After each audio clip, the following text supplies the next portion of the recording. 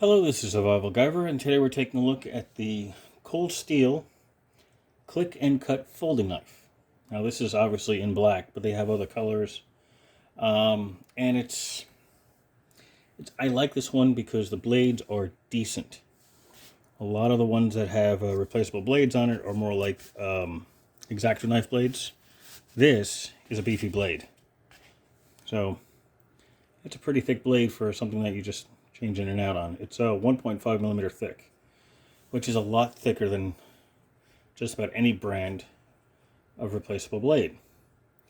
And this has got some interesting features, and I want to go over that with you because I've never seen anybody talk about it, and I think it's important. First things first, plastic handle. It's a specific polymer to them. I don't remember what it's called. My apologies. I don't have much on the cold steel products that have this kind of material. It's like a super duper strong polymer plastic product. Say that 10 times fast. Right? Now, you're going to look at this and go, well, it's a back lock.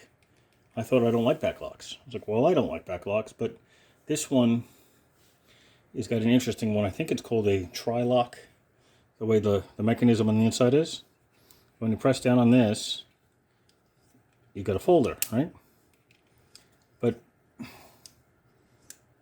how does the blade come out?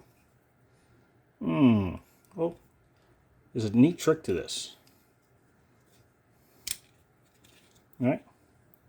So that is your clip point. It's got this interesting little notch in the back, and that hole is really important, and I'll explain to you in a little while about that. So you have this plain edge, scanty grind. It's on both sides. It's a nice little clip point. This one is a reverse tanto, but it's serrated.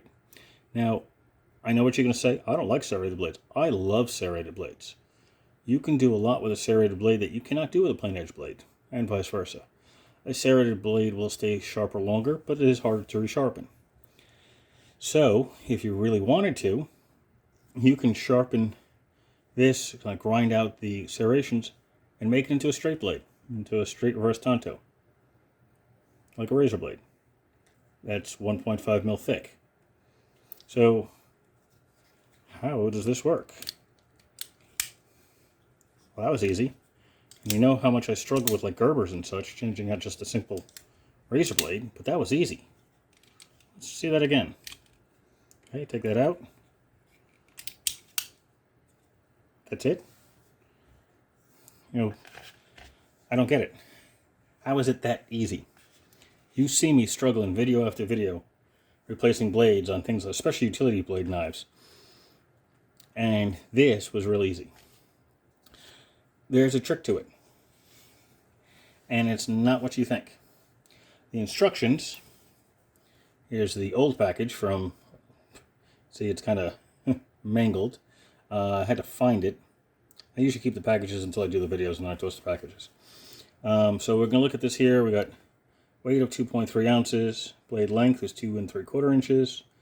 Blade thickness is 1.5 millimeter, which is important because most, I believe, if not all, the replacement blade style knives are much thinner than that. Handle length is 4 1/4. Overall length is 7. All right. So here's that little description about the locking mechanism. Installing or changing a blade is simple. With a, what does that say? With the blade open, depress the lock bar and fold the blade down to about 70 degrees and slide it out. Click the new blade in and you're back in business. Where's 70 degrees on here? That's a bit weird, right? Well, they actually made it really simple, and yet nobody talks about it. I have not seen a single video that tells you how to figure out how to change the blade. They'll show you like I do, right? Take it out. I'll slide this off where I can reach it without cutting myself.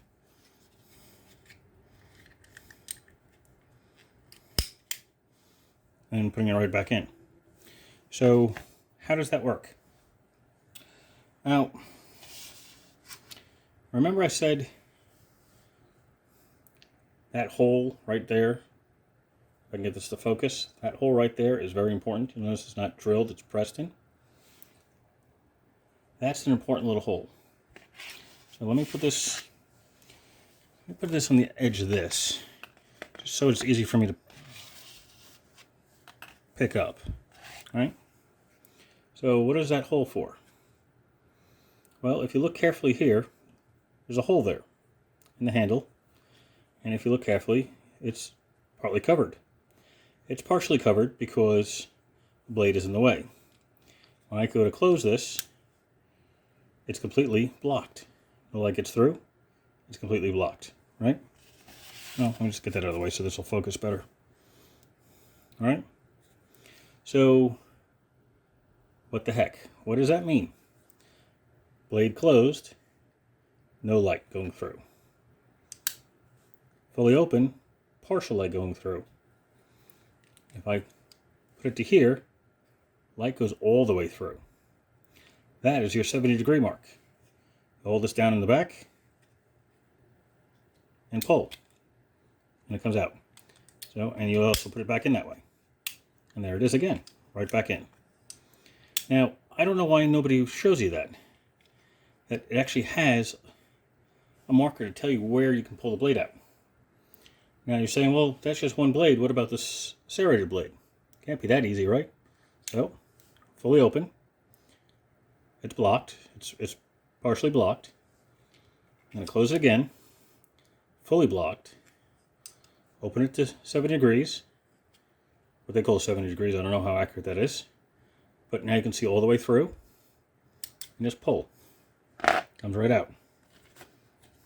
Now here's the serrated blade. I'm going to put it right back in. Alright. Now you notice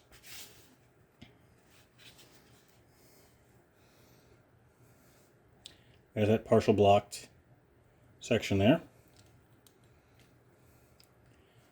Straight through at the 70 mark, and closed, it's completely closed out. So right there, you press this down, you hold it, and you pull that direction, and it pops right out. Now, you can't really see in there to see the mechanism, but if you put this back in approximate same direction, to get that hole to line up again, now it's locked again. So that's interesting. Why they don't show you, I have no idea. But it's important that you do. Or at least I do. It shows you how much I'm paying attention. Right? Now it says cold steel only on one side. Right? There's the pivot joint on that side. To the back side. Notice the pocket clip. It is mostly a deep carry, except like that much will be sticking up out of your jeans if you have this in your pocket. And note the 3 screws. It can be reversed. So that's good news. It is not a fast opener. You can open it with one hand, but you have to kind of flick it at the same time to get that to open. You can. It's not easy, and it's definitely not easy to close it that way because your hand has to be on the lock bar, and that means your fingers are in between. I have not came up with a way that I can just hit this button in the back with enough force to close the knife properly in a one-handed configuration. Not every knife is one-handed. In this case, it is not. Now, when I carry this knife, I almost always carry with a serrated knife. I like serrated knives for cutting canvas, for cutting plastics, for cutting wire, small gauge wire, or actually it would be high gauge wire, whichever. I've always had a hard time explaining that to people. Rope, twine, things of that nature. Seat belts. To get somebody out, this works really well on a seat belt. Cutting up medicine packages too, or even plastic bottles to get the contents out faster if it's something that needs to be destroyed. This is fine. Now, they do make replacement blades. They make them with this where it's serrated on a reverse tanto. They do make the plain edge like this, clip point. And I believe there's another kind on their website. I don't remember what the other one is, but they usually come in 3 packs. And some stores locally sell them Some of the academies, Academy Outdoors, sometimes will sell them. Not every store, but some do. So that's good to know. All right. The steel, by the way, is a 420J2, which is not the greatest steel. It's a low, I don't want to call it a low quality, but it is a low quality steel. It dulls quickly. It's not that hard to sharpen though, but it doesn't hold an edge for very long. Probably why you can switch out the blades.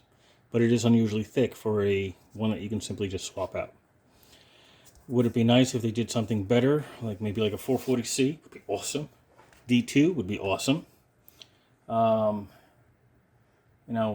But I guess they're trying to keep the price point down on these. In the top of the description will be a link to Blade HQ, where it's currently on sale. You also have the other versions, the orange, I think the red ones. They're all a little bit different. They even make a fixed blade version of this, which is weird because the blade could still be replaced, but it's fixed instead of folding. So it is what it is. I don't have that one, so I couldn't tell you. Maybe in the future I'll buy one and go from there. But other than that, very, very grippy. It's like 80 grit sandpaper, but it's not harsh on your hands. When you get your hands wet with water or blood or like oils, it's still relatively grippy. You just got to remember not to put a lanyard in that hole. So that's the key. That is the key for everything on this to replace this blade. You can see I can't tell where my hand is because of the camera. As long as you can see through it, the blade will come out. Now, I've noticed that once in a while, it'll get stuck once in a blue moon. And it's because I think I'm not holding this hard enough, or I'm not pulling in a straight out line, or pulling this outwards. If I pull this out, sometimes it gets stuck. But if I pull the blade out instead of the handle, it's easier. So, a little something to note. But that's it. That is the Cold Steel click and cut folder. It's kind of cool. I might get an extra one and leave that one in the car for emergency use, cutting maybe like radiator hose or slashing tire stuff, emergency stuff. You never know, right? So seriously, I'm not going to be slashing anybody's tires, but it has potential to do lots of things. It all depends on the person that's wielding it. So if this is something that'll work out for you, I do recommend picking up some extra blades.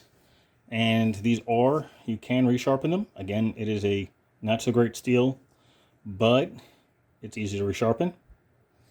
And since you could swap blades out, well, you have a couple dull blades, have one ready to go, sharpen the rest, and then you just have a container of them. Now, one little thing that I should mention, there's no sheath for this because it is a folding knife. They do have that fixed blade one that has a sheath. But I did find a way to carry an extra blade. And it's not perfect by any means. But if you were going to put this in a container or something of that nature, you can put another blade like that inside. It's not going to hold it permanently. It barely holds it as is. But it gets the sharp end away from anything that could be a problem. Wrap it up with like a Ranger band or rubber band. And you can leave it in your gear and you'll have an extra blade. So, it comes right out. You could even put it this way. Again, this way is not preferred. You could do it like that. But I don't recommend it because then the point sticks out. But if you flip it around and put a Ranger band on here or a rubber band, now you have an extra blade if you need it, if you're just tossing this into your pack. Alright? See, that is a problem. That's why you need a rubber band on it.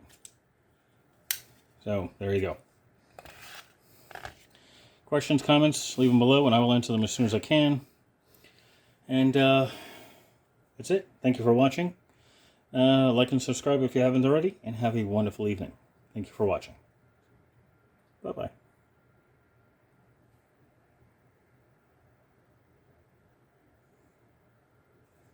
Ow, I think I just cut my finger. That looks like a paper cut. So it's minor. Alright, good news.